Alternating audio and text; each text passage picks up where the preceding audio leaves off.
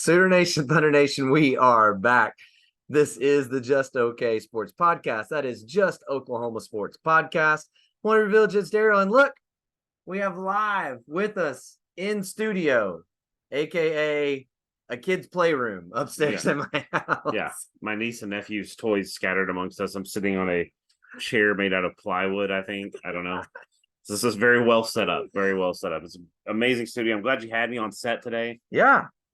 So glad we were able to fly you in for this. This is great. We'll just bill it to Sirius XM whenever they get our pod 100% on college XM radio. Whatever. Yeah. So we don't really I feel like with you traveling here, we can't do a Florida man story, but what I think we can do is a spreading people out on the plane and still communicating to one another story. How about that? Yeah. So I flew in, which obviously we're recording this on Wednesday, and so it's middle of the week, so like the planes were empty. Like my flight from Orlando to Houston was, I want to say they said there was like 45 people on the plane out of 100 and whatever seats. Right. So like not even every row was filled up.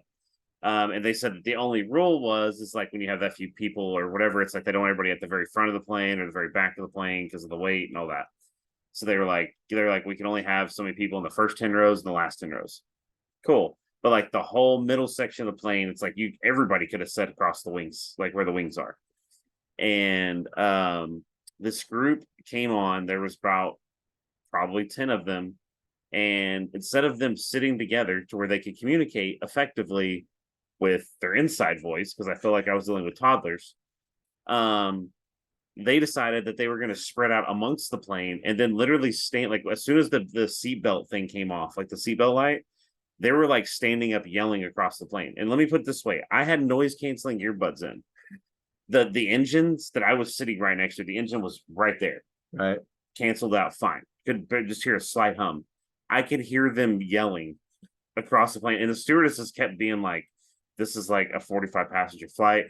Please shut up. And like, it was just a whole deal. And I was like, I'm never flying in the middle of the week again. It was nice to be in a basically empty plane. You know, I felt like I was on a PJ, a private jet. Yeah. But I was like, bro, like who does that? Who does that? Right. So that was my experience. And then I got a 4-hour layover in Houston.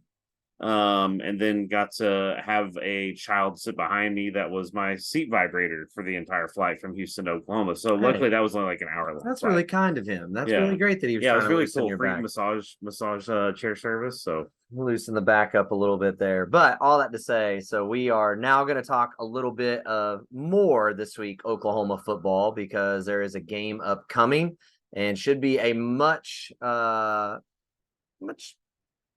more strenuous game, I would say, than 73-0 was last week. As SMU comes to town, who played Louisiana Tech last week and won 38-14. Although it should be noted, it was 31-0, 31-0 at the half. So it definitely feels like they kind of went on a little bit of cruise control. Kind of start with you, Jared. Start with you. You're the only other one here that didn't even make sense. Yeah, Troy was too good for us. So. Yeah, he had a draft he had to take care of. So anyways, y'all can hit him up on social medias and let him know that you hate him forever. Anything, what kind of your overall, before we kind of get in the weeds a little bit of this game, how do you feel about this game going into it on Saturday? It's going to be a sneaky good game, I think. I think SMU is a lot better than people realize, especially we even did together today, did a little bit of film session, and then, watched a little bit of their game against La Tech, which it's hard to say because La Tech does not look like a very disciplined team or physically talented team. So again, looking at the roster, all of those other things, I think it's a great measuring stick, though. I think like this is a very good early test because when you look at OU's schedule, for one, it's pretty light. Let's be honest. Like outside of Texas, and I'm going to put Oklahoma State in that category, even though they had a disaster of a first game. I'm not putting them in. Okay. Well, the thing about OSU is they're the team that year that they should have not been bowl eligible, and they ended up beating OU and Norman to be bowl eligible. Sometimes they pull something out of their hats, but that's what I'm saying. Those if I'm going to circle 2 games on the schedule, probably going to be just because of rivalry, right? Like not because Texas is talent is crazy. Now, OSU folks, is not. as much as y'all all tell me how stupid I am, let's remind ourselves that OU and OSU is not a rivalry because it's like 85-4. It's a rivalry to them. Okay, I'm just gonna leave it at that. But anyways, this is gonna be a good measuring stick because Arkansas State is not gonna be right. We're not gonna be able to read much into that. It was great to see 73-0. It was great to see that we got a shutout. It was great to see that they played 87 people. There's a lot to try to glean from that, but it's not going to mean anything if we go against SMU and it's the scores 21-20 or whatever. Right. So I think being the second week of the season, there's still going to be some freshness. There's still going to be, I still think we're going to see a lot of vanilla stuff, but we're going to see the dial turned a little bit. Yeah. I am kind of a little bit farther even than you. I think that SMU is going to be maybe somewhere from the third to fifth hardest game that they play this year. I would disagree with that. And I mean, they have talent. When you watch the game last week, they have speed, they have athleticism. The defensive front seven is very aggressive, and they are doing everything they can to create pressure and havoc in the backfield, which they did. A matter of fact, I believe they're in the top 5 in the nation after racking up 7 sacks last week. Now, was it Louisiana Tech? Yes, it was. But again, folks, if we're going to play that game, then OU played terrible last week because they played Arkansas State and only won 73-0, right? They still played the opponent in front of them. They still got the plays that they needed to, and you can see it on tape. They are disruptive up front, and they have talent there. Offensively, their skill positions are going to be right there with anybody else that we play throughout the entire year. So I think obviously they're going to try to hold back as much as they can, but the playbook is going to be in full effect this week. I believe that BV is going to give them the full thing, hoping that everything goes the way that they want it to go, and he's able to hold back some. But it's going to be possible to unload the tank on this thing. And so I think this is an awesome test at this point in the year to really see where this team is. I think you had a great warm up last week. You didn't have a ton of offsides. You didn't have a ton of holding, those dumb things, right, that happened in week 1. They played a very clean, efficient game. You play 87 guys. It doesn't fall off the whole way down the roster. They could have named their score right last week, but this one they're going to have to. They can't screw up. You can't have busts in this game. And the positive we have is this is going to be a night game somehow, or semi-night, I guess. It's a 5 p.m. kickoff. It's a sunset game. How about that? Yeah. So the second half will probably be somewhat in the dark, I guess, maybe. And they're doing Strike the Stadium. I don't know if you saw that. I just heard that. I didn't realize that they were till today. So I'm actually going to go buy a shirt because I only brought 2 of my OU shirts that are white, and we're sitting in an even number. So I got to go buy a red shirt, which is fine. It's, can't ever have enough OU merch. But, yeah, I mean, it's that game that's going to be very early on. Like you said, it's going to be a good test. And I do think you're going to see I don't feel like this is going to be a game where you're going to see 87 people play. Right? No, you're not going to see. I think you're going to see the starters the whole game potentially. And I mean this with respect to SMU. They could easily, if they come out, and this is one of those teams that could come out I don't even want to bring up teams. Everybody will know that's an OU fan. I don't want to go through the trauma again of the teams that have come out that OU should not have lost to, ended up losing to. Well, I mean, I'm trying to think of what year that would have been. That'd have been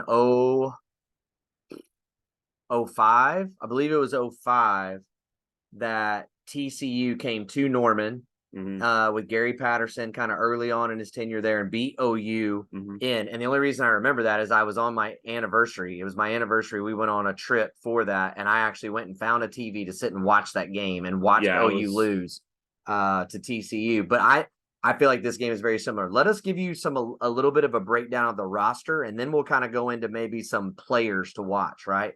But you may know some of these names. We talked about it last week. Corey Roberson, friend of the pod, still number one in our, well, not number one in our hearts, but we love Corey. Had a thick pick 6 last week for SMU. Literally tipped the ball to himself, took it all the way to the house. He is transferred there. Jordan Hudson is a name that if you follow recruiting, you should know. He was actually on the verge of committing to OU, went to TCU, is now transferred there. Caleb Johnson is an offensive tackle who is a transfer from Notre Dame. Kyron Chambers was a 4-star 90 rated defensive back. I believe that transferred there from Miami. Micah Hills is a Texas State transfer.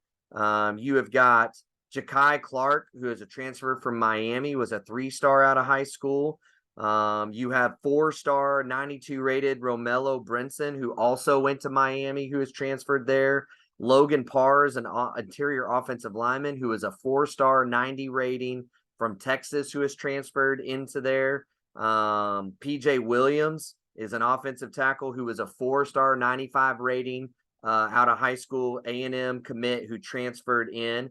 And then you've got some names that we know. Kamar Wheaton has transferred to SMU. LJ Johnson, who is a 4 fringe 5-star guy. Remember, LJ Johnson was a guy that DeMarco Murray was desperately trying to get to OU and instead went to A&M. So this is no slouch, right? That's coming in from over there. Jordan Miller's a defensive lineman, 6'4", 330 pound, was a Miami commit who was transferred in. This is the big one. Elijah Roberts. Keep an eye on this one.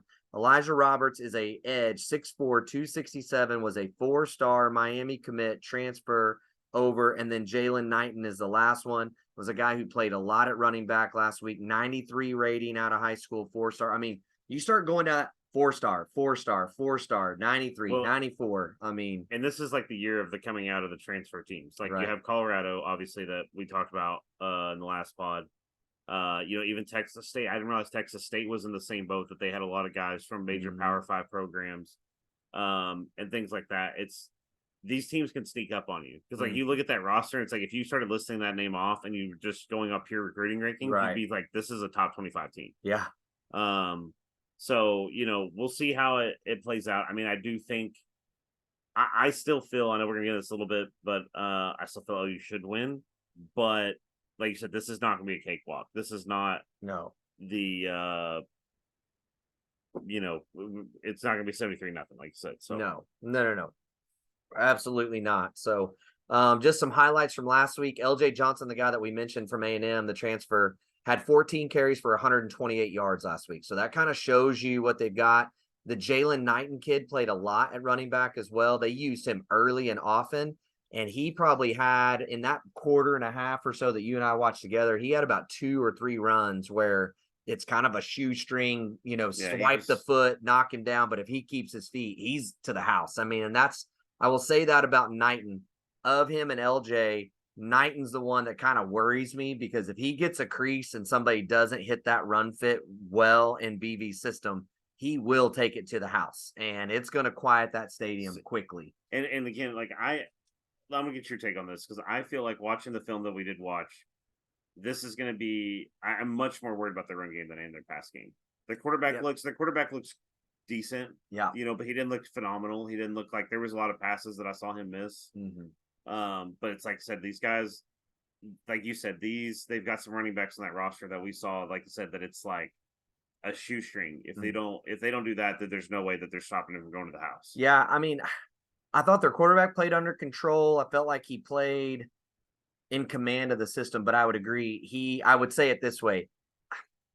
I don't want to go gunslinger. I feel like is too far, but he definitely had some throws that were, it's one-on-one, but the coverage is good and I don't care. I'm going to go throw the ball in there anyway. And then he had a couple where there was some double coverage and some other things that he kind of put the ball. I mean, early in that game, he actually threw a ball that should have been a pick that was dropped. Now, again, what that is or whatnot, but you got to, when you see those things, gives me hope that BV can disguise some things and confuse him a little bit, possibly, right? But you also got to remember, one of those receivers is Jordan Hudson, who was their leading receiver last week. Jordan Hudson coming out of high school, I loved it. Big, strong, fast, physical, good hands.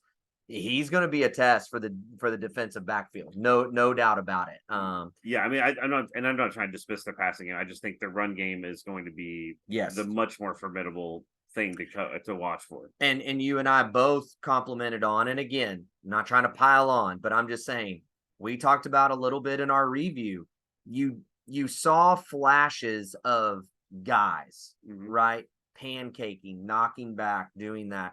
You did not see a lot last week against Arkansas State, where you saw our whole entire offensive line just come off the ball and push back. We saw multiple plays against Louisiana Tech where their line snapped the ball and you literally see the whole D line of Louisiana Tech pop back 2 yards. I mean, we looked at one play, and give credit to Louisiana Tech. They didn't move from their gap, but they did move backwards, right? And it's a 3 and 4 yard gain, not because people misfit anything, but just simply the sheer push and will. Right. Like their offensive line is really good. I would say it's a good offensive line that we're going to face. I would the way I would characterize OU's line in comparison is right now they have a lot of guys that, I keep using the term this year, bring your lunch pail sort of guys that are going to knock you off the ball. OU has that at moments right now. Right now. That I think everybody, my honest take, and we've talked about this, and I don't want to stir a whole hornet's nest. There's a couple of guys that I'm probably not quite as sold on, but there's probably every one of them I would say has that potential to physically be that, to go knock people off the ball and be dominant, and they just have to do that on every play. Yeah. But that's what SMU, from what we saw, again, I didn't get to watch. I watched a little bit more than you this evening. But I don't think that OU is just quite there yet to the level that SMU even is, which is weird to say. I think they're very much we're going to try to bully you. Yeah. And it'll be interesting. I mean, I think it's pretty clear based off last week, but here's one thing I find interesting from the defensive perspective. There are two guys that I'm really wanting to keep an eye on from a player standpoint, right?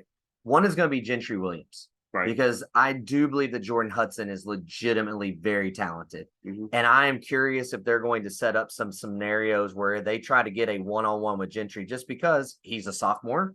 This is his first year to really be getting snaps, right? Like, if I'm the offensive coordinator, I want to test that. I know he's big. I know he's physical. I know he can run, but I want to see if you can truly play your position. Right? I think, and again, I guess I don't have the OU schedule right because I'm trying to think of who else we play between now and Texas. But good chance that he's the best receiver you're going to face physically between now and Xavier. Yeah. And as much as I hate to say it, Xavier is probably one of the best receivers in college football right now. There's no question. He is. He's top 5 easy. Yeah.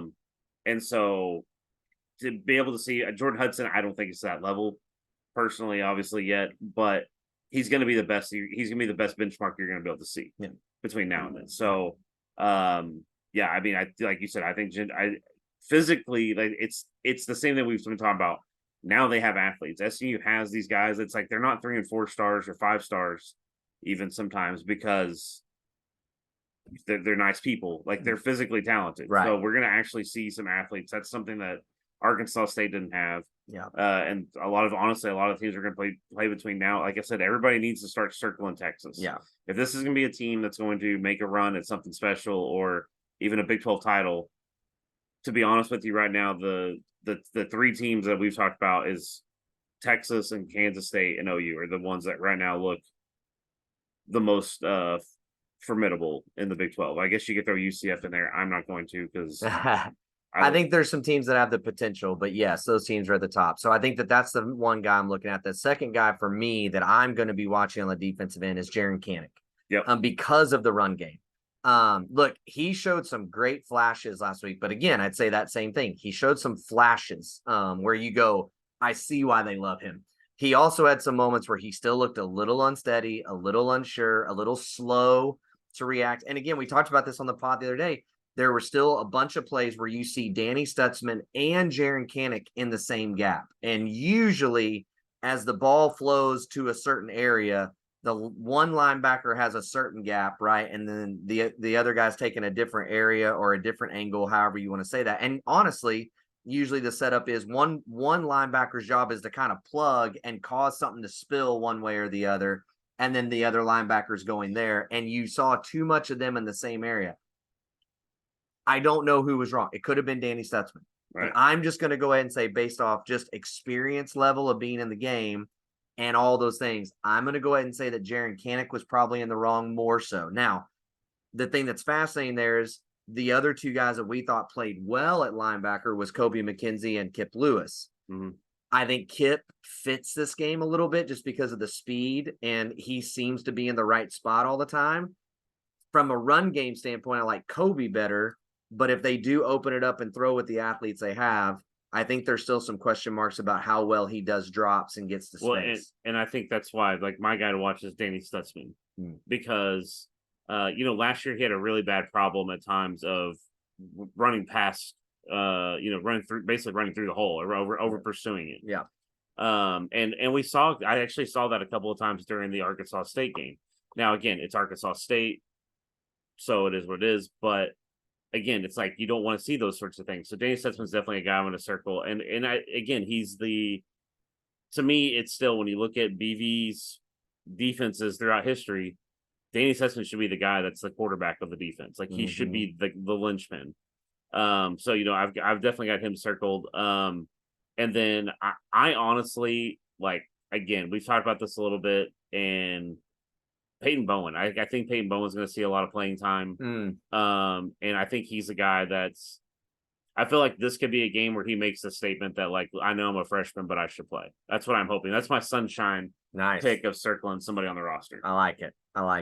Moving to the offensive side for OU, again, they're going to be facing a defensive front that does have a lot of talent, that does have size, that does have athleticism. Again, we mentioned one of those transfers, 6'4", 330. Last week, your average was 280 on the defensive line for Arkansas State. That is not the case this week. From a pure athletic standpoint, it is going to be about 7 levels higher, right? Yeah. And then from a pure size standpoint, it's going to be about 7 levels higher. So this O-line cannot, and again, just to highlight some of the things that we saw last week, we saw plays with no touch, right? Where we talk about just guys just not even finding someone to get to. We talked about guys blocking for a period of time. The play is still live. There is no whistle, and guys stopping in mid-block to just turn around and see what's going. Like, that cannot happen, right? And we also saw guys with an average defensive line at 280 being knocked backwards. That cannot happen, okay? So it is going to be interesting to see what that looks like this week for them. That is going to be the test. What I think we saw that is there for the taking, the RPO game was almost always available to Louisiana Tech.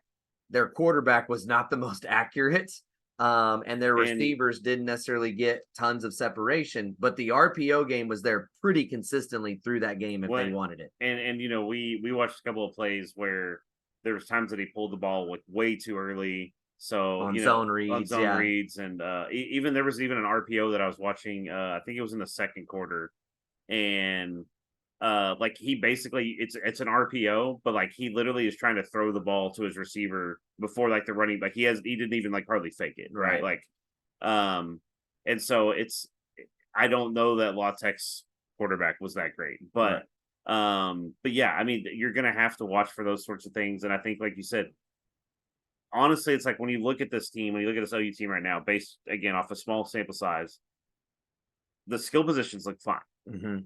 But all those things are going to be predicated upon the offensive line. So, like, I'm very much with you. We're going to have to see guys that are going to, like, again, look at the great offensive lines throughout. Not even at OU. Look at Alabama or whatever. It's Georgia, like Georgia. You never saw Georgia. Georgia didn't go play Arkansas State and get pushed around at all. Ever.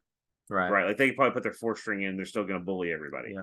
We saw that against the OU. Like I said, I'm not going to try to say that, so and so was terrible the whole game. They had good plays. All of them did. Right. But again, that's just, you have to be more consistent. So, yeah, I really want to see, I'm praying for a much more physical offensive line, because that's what you're going to need. Yeah. So.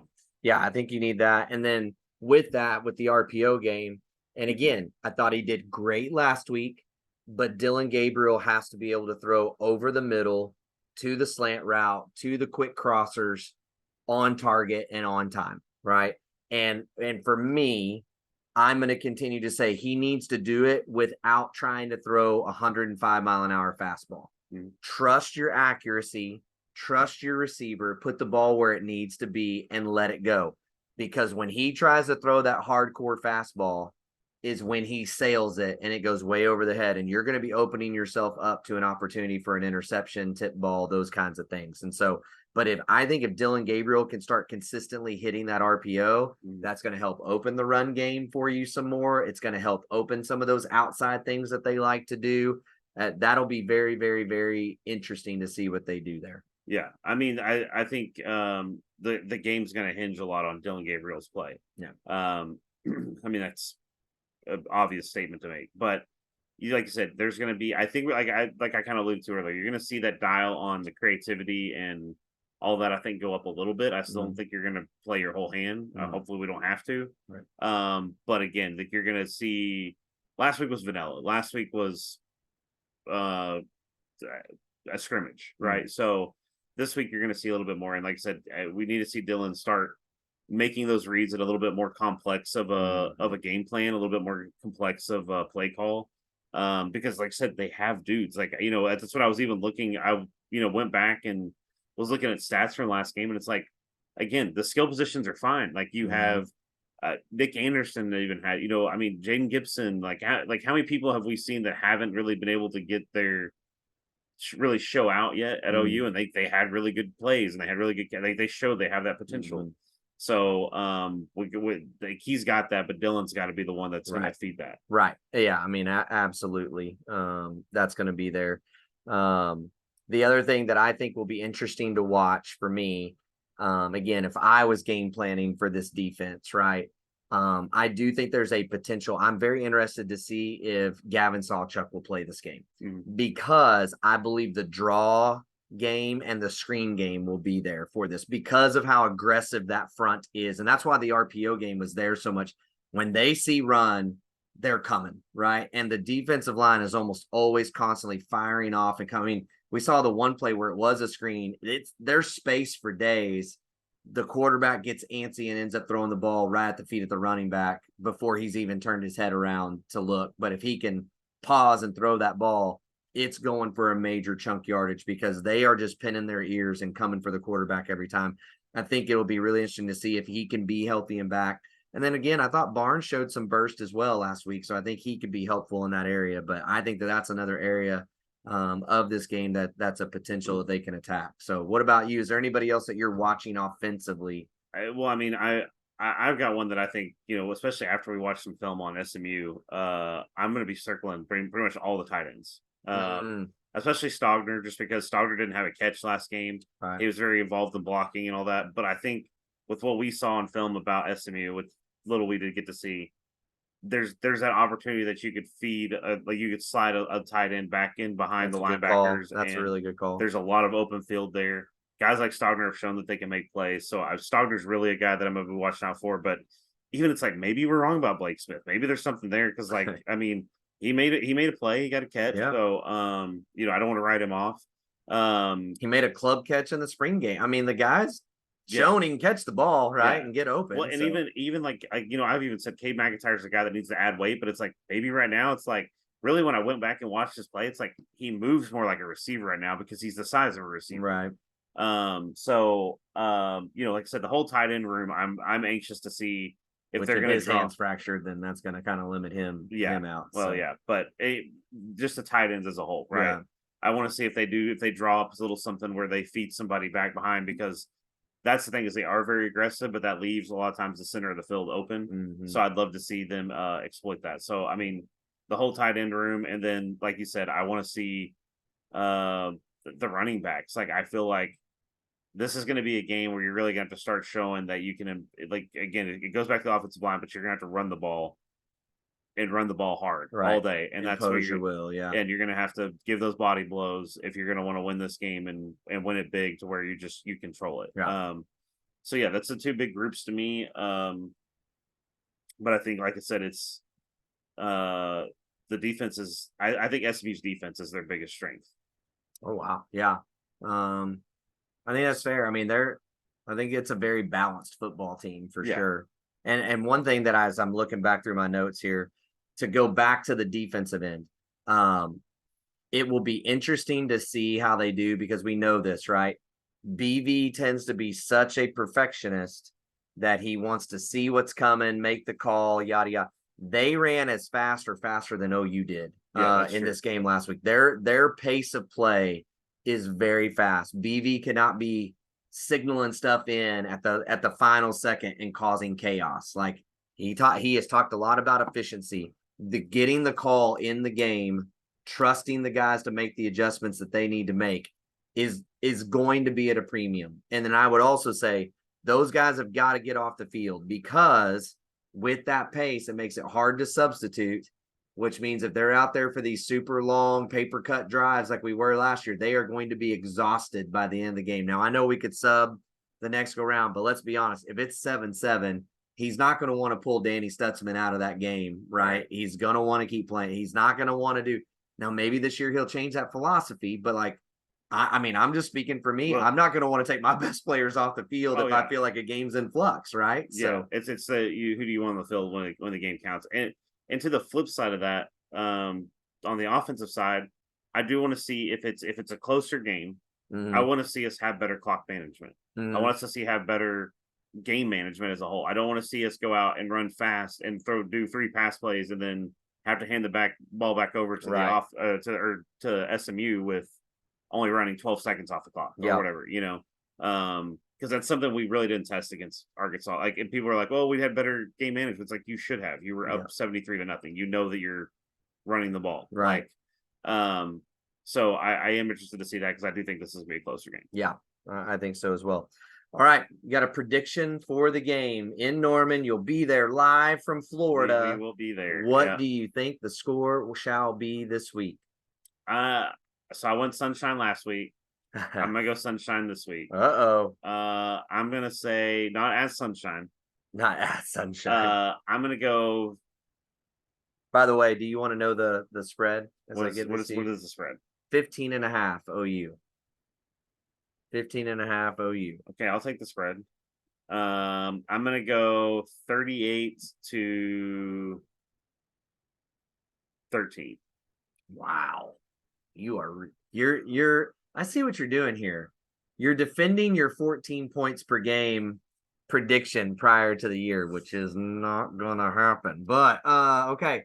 I am not gonna go that Sunshine. I do think that this offense is clicking. They showed me something. And again, I do think the offensive line has to play well. I'm gonna go ahead and be a little Sunshine as well and say maybe, just maybe, they knew it was Arkansas State, and unfortunately, it was kind of the seniority guys that kind of slacked a lot last week, whereas the young guys or the guys that were new to OU trying to kind of prove themselves were the ones that played well, right? So maybe that's what happened a little bit. That's what I'm gonna lean towards, even though we've got 4 years of the other. Anyways, I'm gonna say that I'm gonna go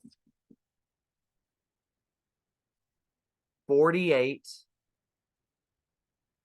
But I'm going to say 48-31. So still covering the spread, but I think that this offense is I think they're going to give us some fits just in their pure athleticism and needing to adjust to that and the pace of play.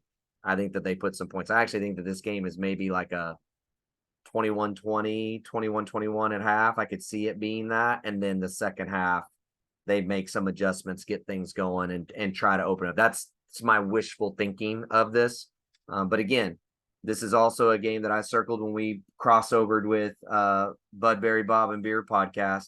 This is one of those games I've had circled that if they don't have their heads on straight, this is that game in the season that we go, how do we lose this game? And, they're not realizing what it is that they're up against in SMU. Yeah, I mean, SMU is definitely going to be, like I said, this is a good measuring stick. I think after this game, we're going to have a lot more to talk about as far as what this team is and what this team could be. I still don't think we're going to be able to have that full conversation until October, but I mean, they're going to have to bring their A game. Yeah. And OU, in my opinion, OU should still win handedly, but like, again, this is that margin game of where you let something slide just a little bit, and all of a sudden the game's coming back to where it's SMU could really play it into their hands. Well, look, it's the old adage of there's enough athleticism over there that if you let them hang around, then the belief and the hope factor grows and the confidence factor grows. And if that happens, the other side starts to sweat a little bit, become unconfident, right? And then a snowball starts. And that's kind of how those upset games, that's how the Duke game goes, right? Like Yeah.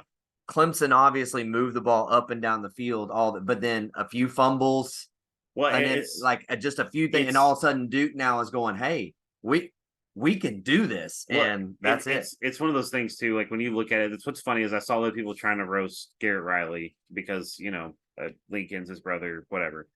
And I was like, look, guys, like they put up almost 500 yards of offense. Yeah. I was like, it wasn't that. I mean, they got down to the goal line three times or two or three times and fumbled the ball like within the 5 yard. Well, let's be clear. They did not punt the second half. Yeah. They did not punt. They kept turning the ball over. That was the problem. If they don't turn the ball over, it's not that they just run away winning that game, but that game is in their hands to win. People have to understand like how demoralizing it is to Clemson for like one of those drives. I think was like an 80-something yard drive. They get all the way down to like the 3-yard line, and then the exchange. I don't know whose fault it was. I don't know if it was a weird thing. Fumble the ball though, and Duke picks it up, and it's like we just went 80 yards and we got nothing. Right. Which again, the momentum does this. So again, like we're not trying to break down the Clemson Duke game, but that's the recipe for this game, right? You start making those kinds of mistakes.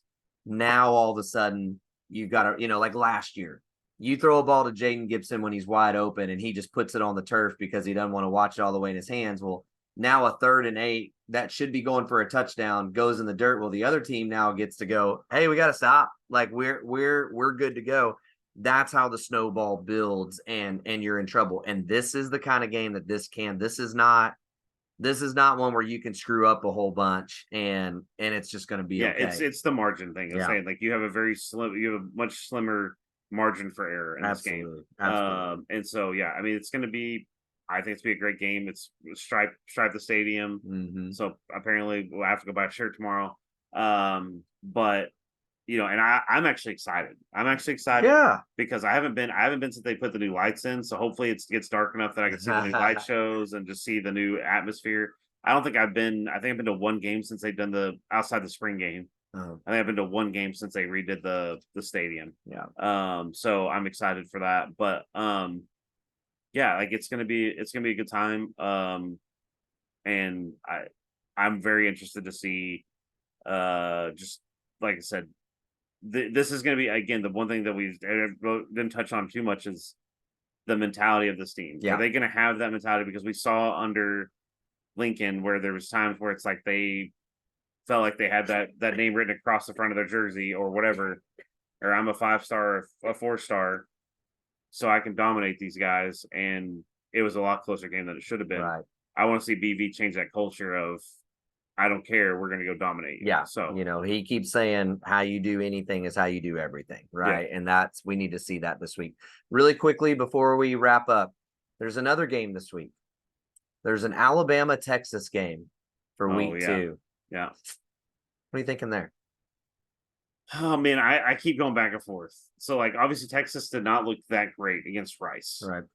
Very slow to get going. Quinn Ewers did not look really in command to me until the 3rd quarter maybe. Mm-hmm. Which at that point it was 120. That's what it was really funny. I do want to. It was kind of hilarious because they're talking about on the broadcast during I think it was the second half. The sun had set enough that on the Texas side, they were in the shade. Right. And it was like 85 or 90 degrees, still hot. But on the other side of the field, it was still in the blazing sun and it was 120 degrees on the field or whatever crazy. It was like the differential was so insane. But you just tell that Rice wore down.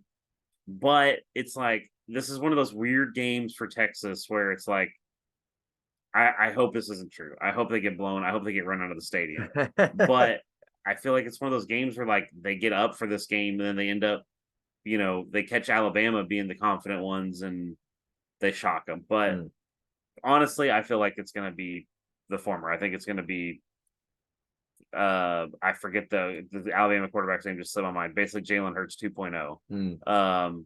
Looked really good in his first game.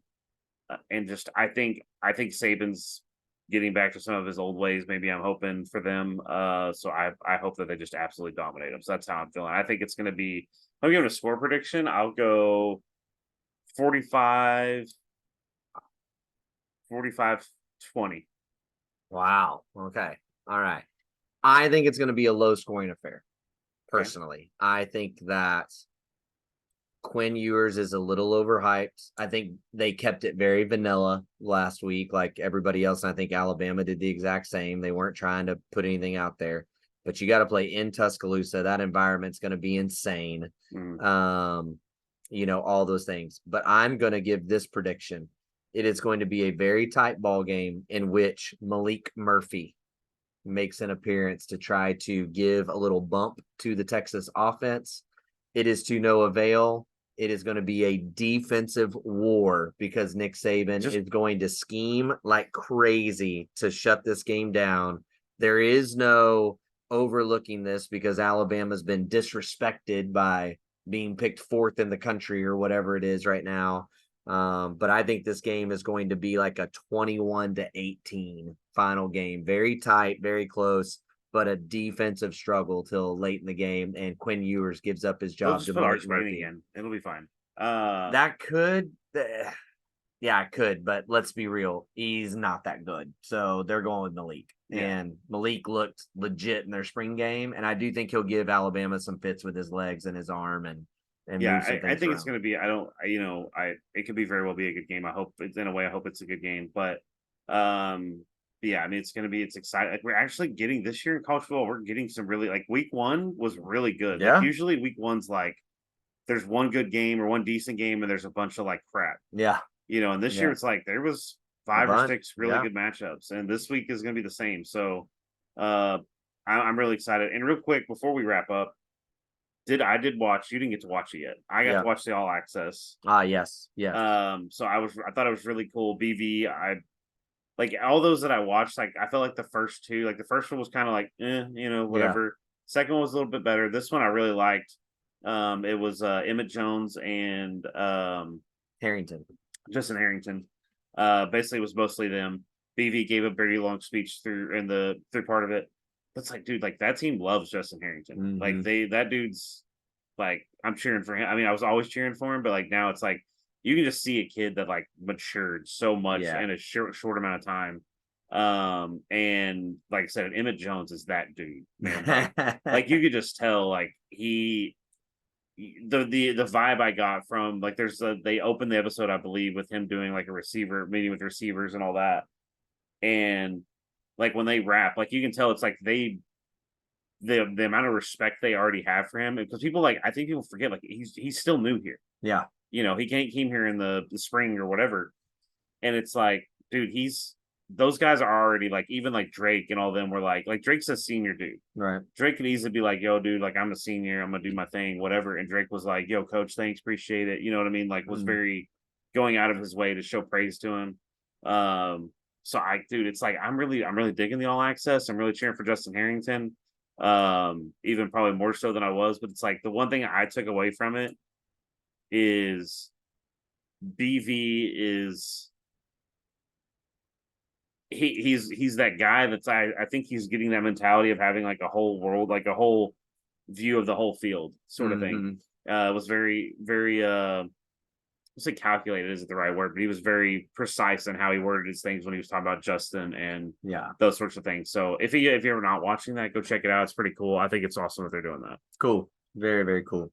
Well, again, if you liked this podcast / YouTube video, please subscribe, leave a 5-star review. It helps us tremendously, and it just makes us feel better about ourselves. So that all is gravy. We would love for you to do that. We are having a great time. We hope you are too. I'm Daryl. That's my brother, Jared, and we will talk to you guys later. Night, Baker.